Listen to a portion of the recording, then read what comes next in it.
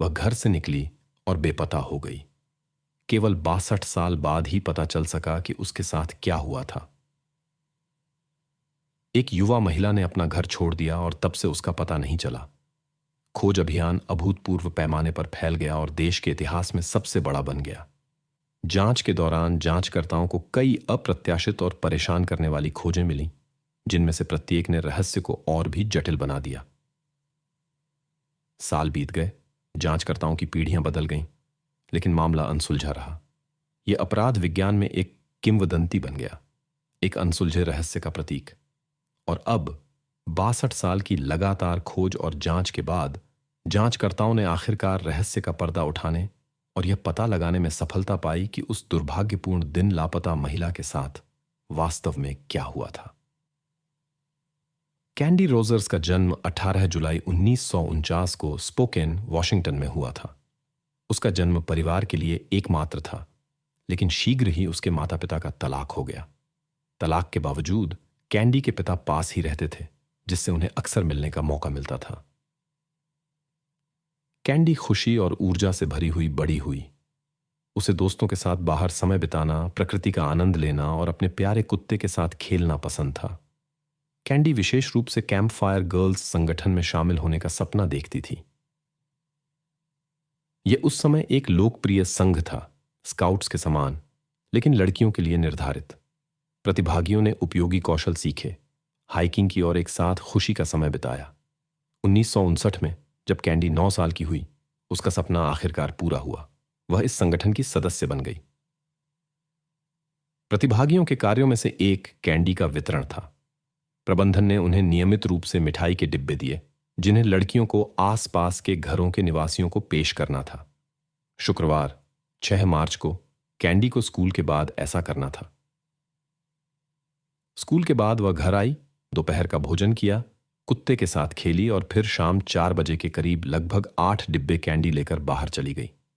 Candy की योजना सरल थी, निकटतम घरों पर जाना और पड़ोसियों को मिठाइयां बेचने की पेशकश करना। अन्य लड़कियों को भी इस क्षेत्र में बेचना था, लेकिन उन्होंने पहले से ही अपने बीच सड़कों को बांट लिया था, ताकि वे एक दूसरे को परेशान न करें। जब कुछ घंटे बीत गए और कैंडी अभी तक वापस नहीं आई थी, तो उसकी मां चिंतित होने लगी।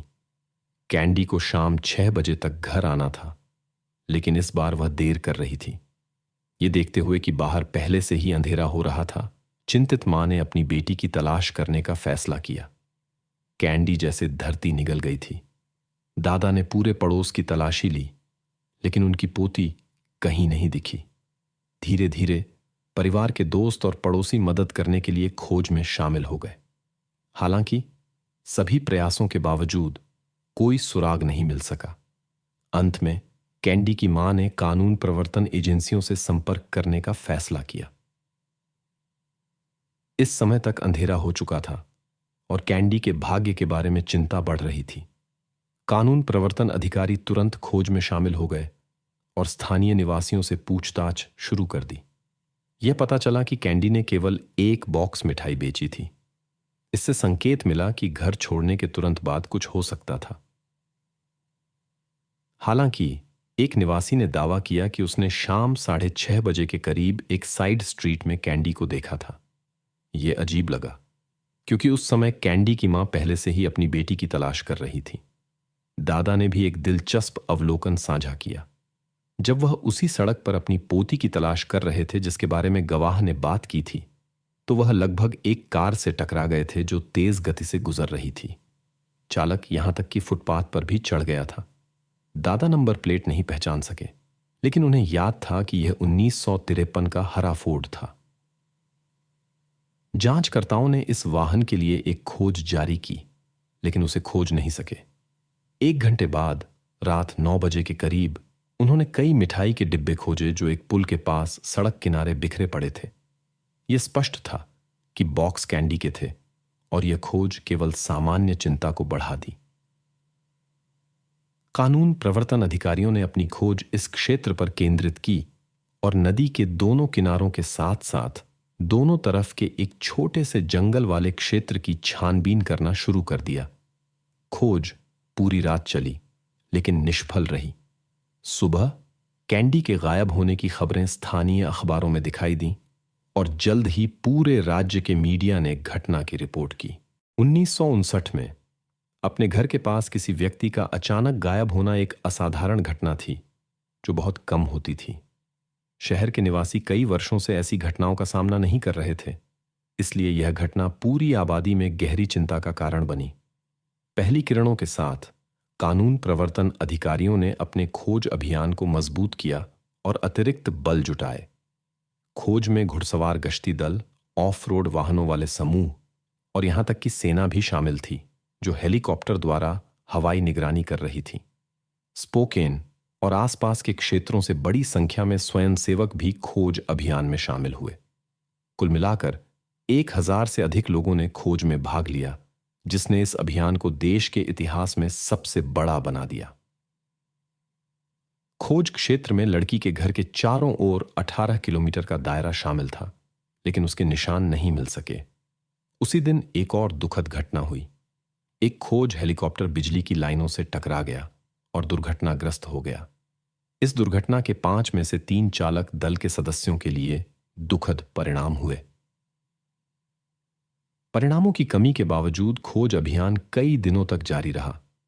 कानून प्रवर्तन अधिकारी 24 घंटे काम कर रहे थे और एक दूसरे की जगह ले रहे थे, कैंडी को खोजने की उम्मीद में। खोज के पहले दिनों में जांचकर्ताओं को संभावित सुरागों के बारे में लगभग 750 सुझाव मिले। प्रत्येक की सावधानीपूर्वक जांच की गई, लेकिन दुर्भाग्य से किसी ने भी जांच में सफलता नहीं दिलाई। लगभग 2 सप्ताह बाद एक स्थानीय सैन्य अड्डे से 2 सैनिक स्पोकेन के पश्चिम में जंगल में गए। अपनी सैर के दौरान उन्होंने जमीन पर एक बच्चे का जूता देखा, जिसने उन्हें तुरंत कैंडी के गायब होने की याद दिला दी। उनके कई सहयोगियों ने लड़की की खोज में भाग लिया था, इसलिए यह कहानी सभी की जुबान पर थी। खोज के बारे में तुरंत जांचकर्ताओं को सूचित किया गया, जिन्होंने जूता कैंडी के दादा को दिखाया। उन्होंने पुष्टि की कि यह वास्तव में उनकी पोती की चीजें थीं।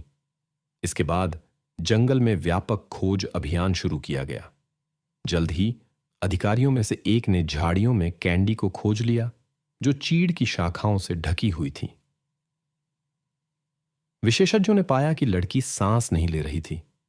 उनका निष्कर्ष था कि इसका कारण उनकी राय में दम घुटना था, जो उसकी अपनी स्कर्ट के एक टुकड़े कपड़े से हुआ था। लड़की पर ऐसे निशान पाए गए जो संकेत देते थे कि उसे उसकी इच्छा के विरुद्ध रोका गया था। हालांकि आसपास कोई बलपूर्वक रोकने के उपकरण नहीं मिले। इसके अलावा ऐसे संकेत थे कि कैंडी के साथ अनुचित व्यवहार किया गया था। पास में एक हरे रंग का कार सीट कवर मिला, लेकिन इसका घटना से संबंध स्थापित नहीं किया जा सका। कैंडी के कपड़ों पर अंगूर के चबाने वाले गम की गंध के साथ एक छोटा बैंगनी धब्बा देखा गया, लेकिन इस विवरण का महत्व भी अस्पष्ट रहा। महत्वपूर्ण सबूतों के बिना जांचकर्ता लगभग अंधेरे में काम कर रहे थे। उन्होंने आने वाले सुझावों की जांच की और सैकड़ों लोगों की संभावित भागीदारी की जांच की, पड़ोसियों से लेकर संदिग्ध व्यक्तियों और पूर्व अपराधियों तक। जल्द ही उनका ध्यान 50 वर्षीय अल्फ्रेड ग्रेव्स पर केंद्रित हो गया। संदेह का कारण असामान्य था। आदमी उसी दिन मर गया जिस दिन कैंडी मिली थी। यह उसकी कार में हुआ, उस जगह से दूर नहीं जहां कैंडी के डिब्बे मिले थे। इसके अलावा वह लड़की के घर से केवल कुछ 100 मीटर दूर रहता था। अल्फ्रेड की कार में उन्हें एक रस्सी और महिलाओं के बाल क्लिप मिले। उसके अपार्टमेंट की तलाशी में महिलाओं और लड़कियों के खिलाफ अपराधों के बारे में कई अखबार की कतरनें मिलीं। यह पता चला कि कई महिलाओं ने उस पर अनुचित व्यवहार का आरोप लगाया था और उसकी पत्नी ने यहां तक कि उस पर कैंडी के गायब होने में शामिल होने का संदेह किया था। तथ्यों की इस परेशान करने वाली श्रृंखला के बावजूद जांचकर्ता घटना से अल्फ्रेड के संबंध के लिए कोई ठोस सबूत नहीं पा सके। वे उसे संदेह से मुक्त करने में हिचकिचा रहे थे, लेकिन उसके अपराध की पुष्टि करना भी संभव नहीं था। जांचकर्ताओं ने अपनी जांच जारी रखी और नए संदिग्ध व्यक्तियों की जांच करते रहे। घटना के कुछ महीनों बाद उनके पास नामों की एक प्रभावशाली सूची थी जो कई पृष्ठों तक फैली हुई थी। कानून प्रवर्तन अधिकारियों ने हर एक की गहराई से जांच की, लेकिन हर बार उन्हें शामिल होने के कोई ठोस सबूत नहीं मिले। बाद में एक और व्यक्ति ने जांचकर्ताओं का ध्यान आकर्षित किया, ह्यू मोर्स, जिसे 1961 में कई अपराधों के लिए गिरफ्तार किया गया था। ह्यू से जुड़ा एक दिलचस्प विवरण था। वह लगातार अंगूर का चबाने वाला गम चबाने के लिए जाना जाता था। याद रखें कि कैंडी के कपड़ों पर कुछ ऐसा पाया गया था जो इसी स्वाद के चबाने वाले गम जैसा दिखता था। संदेह का एक और कारण यह था कि कैंडी की घटना के कुछ महीने बाद स्पोकेन में 2 समान मामले सामने आए थे। ह्यू ने बहुत कम उम्र में कानून तोड़ना शुरू कर दिया था। उसे पहली बार एक महिला के प्रति अनुचित व्यवहार के लिए गिरफ्तार किया गया था, लेकिन उसे कोई कठोर सजा नहीं दी गई थी। उसे केवल सेना से निकाल दिया गया था, जहां वह उस समय सेवा कर रहा था। इसके बाद उसने लॉस एंजल्स में कई अपराध किए, जिसके लिए उसे केवल 6 महीने की जेल हुई। रिहाई के बाद उसने 2 लड़कियों को आइसक्रीम का वादा करके एक दूर दराज के स्थान पर लुभाया। वहां उसने अवैध कृत्य किए, जिसके लिए उसे फिर से गिरफ्तार किया गया। आश्चर्यजनक रूप से वह जेल की सजा से बच गया। एक चिकित्सा आयोग ने उसमें व्यक्तित्व विकार का निदान किया, जिसके बाद उस व्यक्ति को एक बंद मनोचिकित्सा संस्थान में भेज दिया गया। 2 साल बाद डॉक्टरों ने फैसला किया कि वह ठीक हो गया है और उसे छोड़ दिया। ह्यू स्पोकेन चला गया, जहां उसने अपना अनुचित व्यवहार जारी रखा। नवंबर 1959 में वह एक 28 वर्षीय महिला के घर में घुस गया और गैरकानूनी कृत्य किए। 10 महीने बाद एक 69 वर्षीय महिला के साथ इसी तरह की घटना हुई। इसके बाद उसने शहर छोड़ दिया और अगले कुछ महीनों में महिलाओं और लड़कियों के प्रति अपने अनुचित कृत्यों को जारी रखा। ह्यू देश भर में यात्रा करता रहा, जब तक कि FBI ने उस पर ध्यान नहीं दिया। उसे 10 सबसे वांछित व्यक्तियों की सूची में रखा गया और जल्द ही गिरफ्तार कर लिया गया। अदालत ने उसे कई उम्र कैद की सजा सुनाई और ह्यू ने जेल में अपनी यातनाओं को खत्म करने का एक निराशाजनक प्रयास किया, लेकिन डॉक्टरों ने उसे बचा लिया। कैंडी के मामले के जांचकर्ताओं ने उससे कई बार मुलाकात की, लेकिन ह्यू ने किसी भी शामिल होने से इनकार किया। उसने यहां तक कि एक लाई डिटेक्टर टेस्ट भी दिया, जिसने उसकी ईमानदारी दिखाई। हालांकि ऐसे परीक्षण अविश्वसनीय हैं और उनका कोई कानूनी महत्व नहीं है। ह्यू के अतीत और उस समय स्पोकेन में उसकी उपस्थिति को देखते हुए वह मुख्य संदिग्ध बना रहा, हालांकि उसके खिलाफ कोई सबूत नहीं था। 49 वर्षीय हॉवर्ड बार्नेट ने भी ध्यान आकर्षित किया। फरवरी 1960 में उसे एक नाबालिग के प्रति अनुचित व्यवहार के संदेह में गिरफ्तार किया गया था। कुछ दिनों बाद स्पोकेन थाने की एक कोठरी में हॉवर्ड के साथ एक दुखद घटना हुई। इससे पहले उसने दीवार पर एक संदेश छोड़ा था, मैंने प्रभु के सामने एक पाप किया है। उसकी पत्नी, जिसे घटना के बाद ही गिरफ्तारी के बारे में पता चला, ने पुलिस अधिकारियों से पूछा कि क्या यह उस लड़की से संबंधित था, जिसका अर्थ कैंडी था। जांचकर्ताओं ने जांच शुरू की, लेकिन कोई सबूत नहीं मिला। फिर भी हॉवर्ड संदिग्धों की सूची में बना रहा, आंशिक रूप से इसलिए कि वह लापता लड़की के पड़ोस में रहता था। पुलिस ने वर्षों तक जांच जारी रखी, नई जानकारी एकत्र की और अन्य संदिग्धों की जांच की।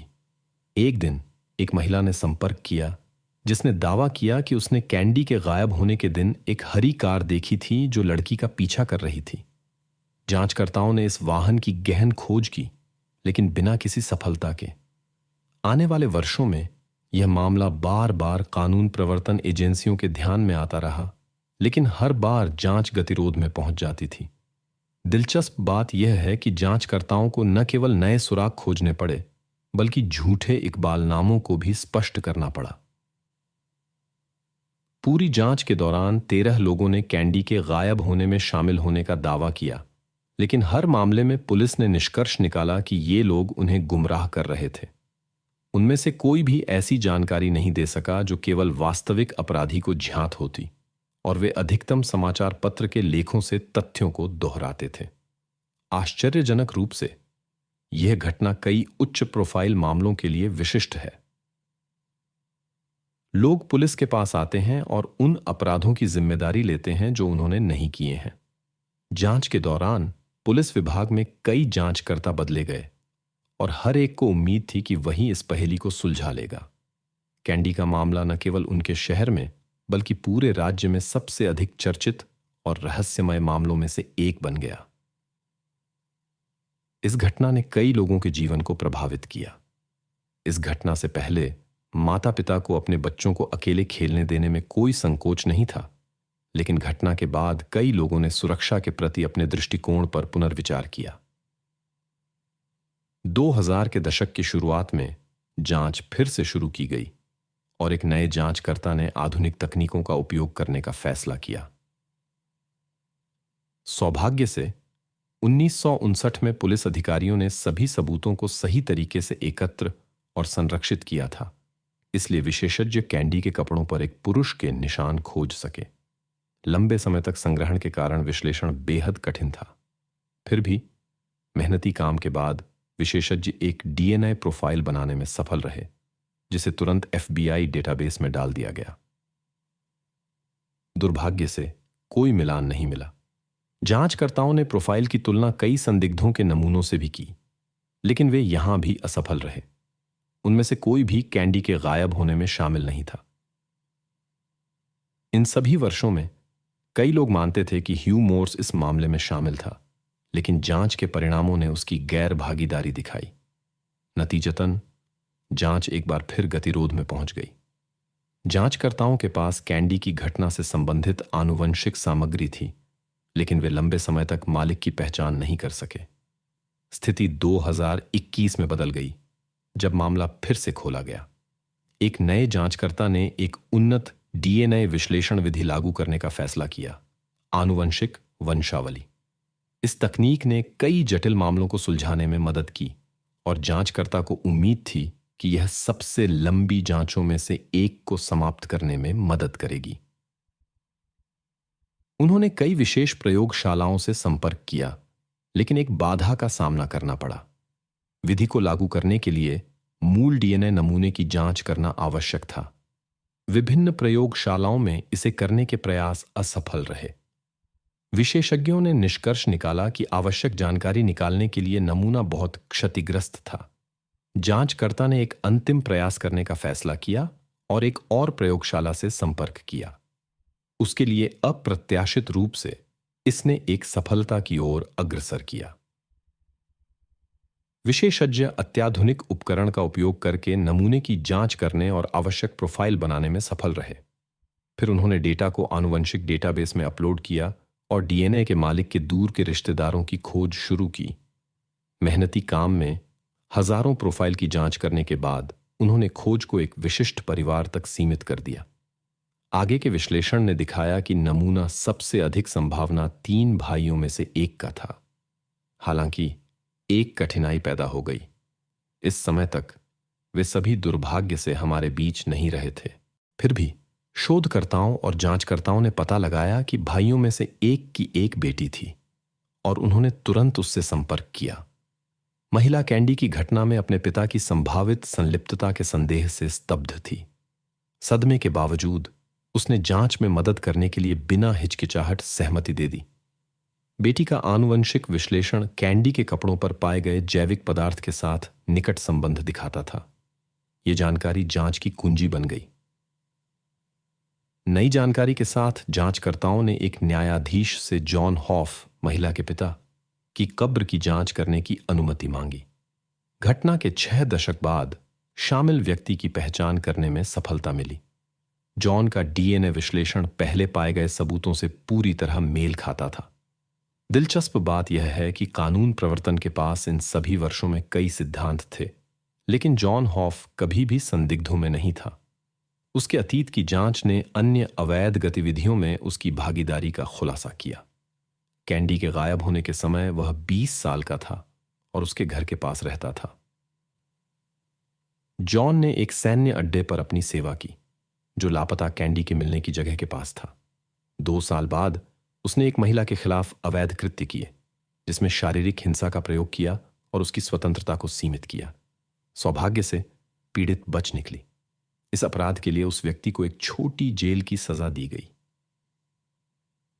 इस घटना के कारण उसे सेना से निकाल दिया गया। रिहाई के बाद जॉन ने एक परिवार बनाया और 4 बच्चों का पिता बना, 2 लड़के और 2 लड़कियां। उस समय से उसने कानून प्रवर्तन का ध्यान आकर्षित नहीं किया और एक सामान्य जीवन जीता। लेकिन अब यह स्पष्ट हो गया कि इस मुखौटे के पीछे एक अंधेरा अतीत छिपा था, जिसके बारे में वर्षों तक किसी को पता नहीं था। अपने करियर के दौरान जॉन ने कई नौकरियां बदलीं। एक बार एक खाद्य पैकेजिंग कंपनी में काम करते समय रसायनों के संपर्क में आने से उसे चेहरे पर गंभीर चोट लगी। यह निशान हमेशा के लिए उसके साथ रहा। जॉन का जीवन जून 1970 में समाप्त हो गया, कैंडी की दुखद घटना के 11 साल बाद। जॉन ने बिना कोई स्पष्टीकरण छोड़े स्वेच्छा से दुनिया को छोड़ दिया। जांचकर्ताओं को यह भी पता चला कि कैंडी संभवतः उसे जानती थी। यह पता चला कि कैंडी उसकी छोटी बहन की दोस्त थी, जो उस समय 10 साल की थी। वर्षों बाद जॉन की बहन ने जांचकर्ताओं को याद दिलाया कि कैसे उसने अपनी दोस्त के गायब होने के बाद अपने भाई की बाहों में सांत्वना पाई, यह नहीं जानते हुए कि वह घटना में शामिल था। दुर्भाग्य से कैंडी के माता पिता उस क्षण तक जीवित नहीं रहे जब अपराधी की पहचान की गई। कैंडी की मां का 2006 में निधन हो गया और उसके पिता दुख को सहन नहीं कर सके और 1963 में त्रासदी के 4 साल बाद इस दुनिया को छोड़ गए। फिर भी यह मामला अंततः समाप्त हो गया और इतिहास में सबसे लंबी जांचों में से एक बन गया। 62 वर्षों तक न केवल विभिन्न जांचकर्ताओं ने बल्कि कानून प्रवर्तन अधिकारियों की पूरी पीढ़ियों ने इस पर काम किया। प्रेस कॉन्फ्रेंस में जहां मामले के समाधान की घोषणा की गई, केवल एक अधिकारी मौजूद था जो 1959 में जांच में शामिल था। उसने इस क्षण को देखने और सच्चाई जानने की अनुमति देने के लिए नियति के प्रति अपनी गहरी कृतज्ञता व्यक्त की। जहां तक जॉन की बेटी का सवाल है, उसने शुरू में यह मानने से इनकार कर दिया कि उसका पिता इस भयानक घटना में शामिल था। बाद में जब उसने सच्चाई को स्वीकार किया तो महिला ने अपने पिता को एक राक्षस कहा जिसने अपूरणीय क्षति पहुंचाई थी। उसने यह भी खेद व्यक्त किया कि उसे जीवित रहते जवाबदेह नहीं ठहराया गया था।